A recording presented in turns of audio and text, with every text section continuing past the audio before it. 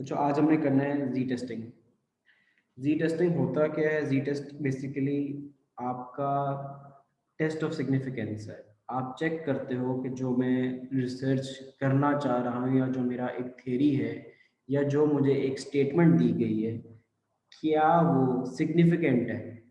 एक जुमला मुझे बोल दिया गया है कि 10 जो लोग मेरे सामने खड़े हुए हैं, इनमें एक ख़ास खूबी है कि इनका कलर गंदमी है। तो क्या इस खूबी की बिना पे मैं इन्हें पाकिस्तानी डिक्लेयर कर सकता हूँ? ये आपके पास एक स्टेटमेंट आ गई है।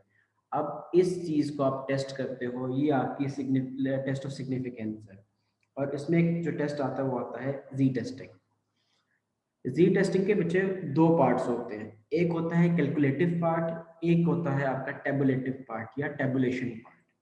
कैलकुलेटिव पार्ट का फॉर्मूला आपके सामने लिखा हुआ है, वो है z equals mean of sample minus mean of population divided by standard deviation furthermore divided by the under root of sample size.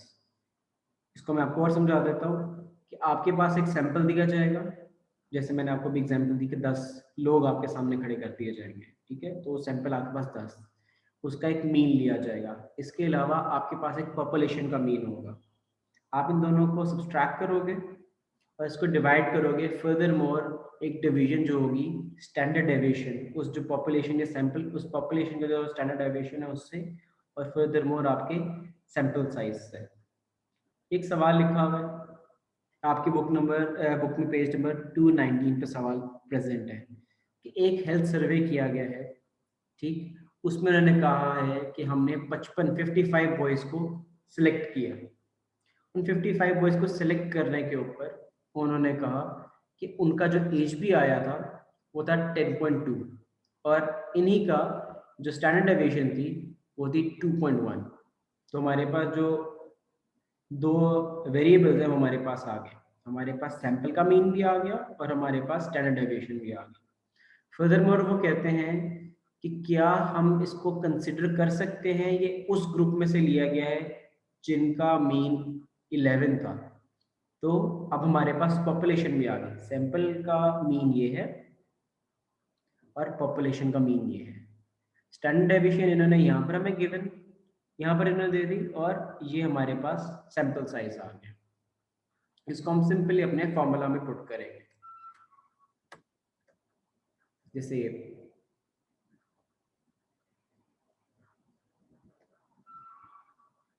यहाँ पर हमने अपना पॉपुलेशन का सैंपल का मीन लिखा, ये पॉपुलेशन का मीन लिखा। 2.1 उनकी स्टैंडर्ड डेविएशन थी और हमने 55 का अंडर रूट लिया जो कि हमारा सैंपल साइज था। इसको जब हमने एग्जीक्यूट किया तो हमारे पास आंसर आया -2.8। यहाँ पर हमने एप्सिलॉन इसलिए लगाए हुए ताकि ये माइनस का साइन न्यूट्रलाइज हो जाए, हमें माइनस पॉजिटिव से कुछ लेना देना नहीं है। तो हम कंक्लूड करते हैं कि जो हमारा आंसर है जी कैलकुलेशन का, जैसे मैंने शुरू में बताया कि जी टेबल के या जी टेस्टिंग के दो पार्ट्स हैं, एक कैलकुलेटिव पार्ट और एक टेबुलेटरी पार्ट। अभी हम कैलकुलेटिव पार्ट कर रहे हैं। तो कैलकुलेशन का आंसर हमारे पास आ गया 2.83। अब रह जाती है हमारी टेबुलेशन। टैबुलेशन किस तरह निकालते हैं? टैबुलेशन निकालने के लिए हम वापस जाते हैं अपने सवाल की तरफ।